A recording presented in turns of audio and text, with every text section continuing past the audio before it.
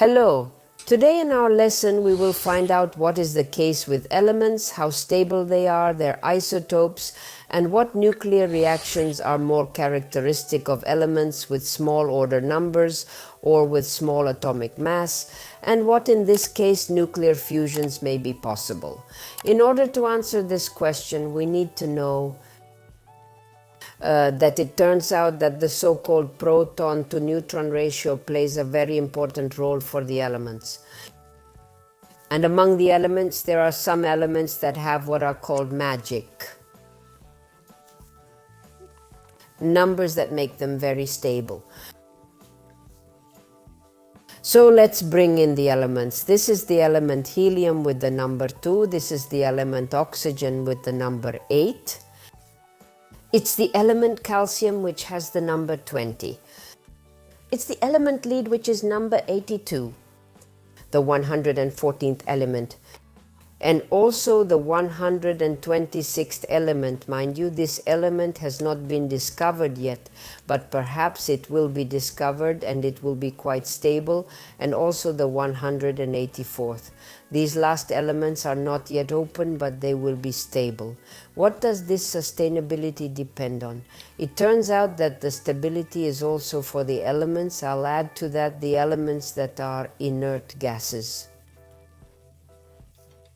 Noble gases, why are they stable? Because the ratio of protons to neutrons between them is quite close. For example, helium, neon,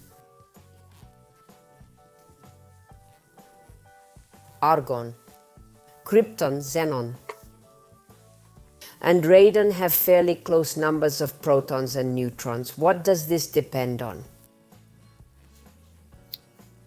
If the ratio of the number of neutrons relative to the number of protons is about the same or equal to 1, these particles, these isotopes will be stable. Let's check this out for helium. So helium, which has the number 2 and 4, we have got 2 neutrons and therefore 2 protons. And so it's a very stable particle. You can calculate this for oxygen, for example, or for calcium, which has the same number of particles between them. Such particles are very stable, which is why they are called such a ratio of magic atomic numbers for a reason. But if the number of neutrons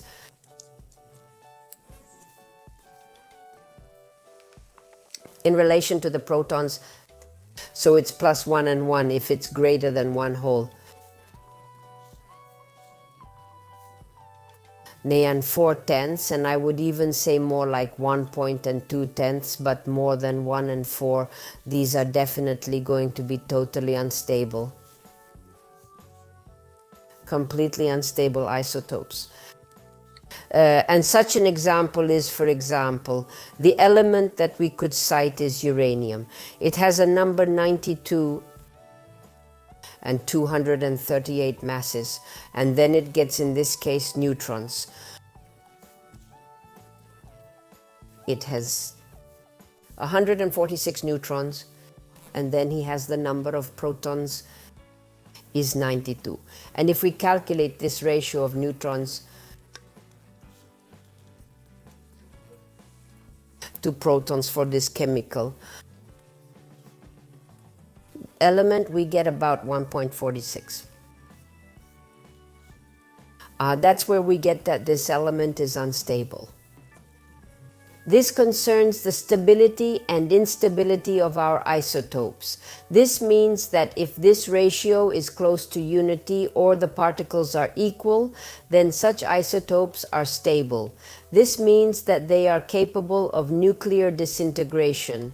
For example, to a lesser extent, this will be typical for them. But if the ratio is large enough, more than 1.4, such particles will be unstable. But besides that, there is such a pattern.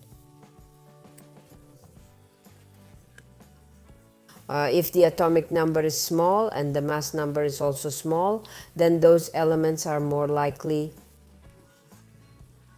that they're more likely to have. And so this kind of decomposition process, that is, it is a decomposition process, and in this case it is the electrons that will be stripped off to a greater extent. If the number is higher and the mass number is higher, then the particles with higher number, they are prone to positron decay. On the contrary, as we find out in these nuclear chemical processes. In addition, if the numbers are already large, then in this case there is decay, which is associated with the detachment of protons. So, nuclear processes, they are quite easily predictable. That is what an element will tend to do in this or that nuclear process. And at the end, I would like to show you that there are nuclear syntheses, so-called when we can, with the help of bombardment or on the contrary detachment, we could transform some elements into other elements. This is the way new chemical elements are synthesized when there is bombardment or on the contrary decays for a certain category of elements. Well, right here you can see two such processes. For example, if we take the fairly stable nitrogen, which has 7 and 14, it can be bombarded by, for example, an alpha particle 2,4. Where does such a particle go? It would go to oxygen 817, and then it's going to be emitted. There's going to be, in this case, a proton. Well, if we take, for example, another process, this is molybdenum. When 4297 is taken, it can be bombarded even, for example, with deuterium. This is a kind of hydrogen isotope that has the number 1 and mass 2. And then through such a process we can go, for example, to technetium 4397, and in this case you get 2 neutrons detached. So nuclear fusion allows us to get new chemical elements. But in addition to these nuclear reactions, play a role not only in the creation of chemical elements.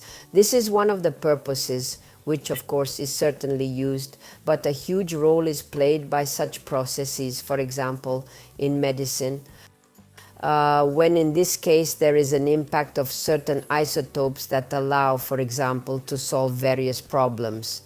For example, these are cancer markers that allow you to determine exactly where the tumor is located, and in particular it can be bombarded. For example, cobalt is used as such an isotope, which has the ability to destroy oncological tumors that can occur in the human body.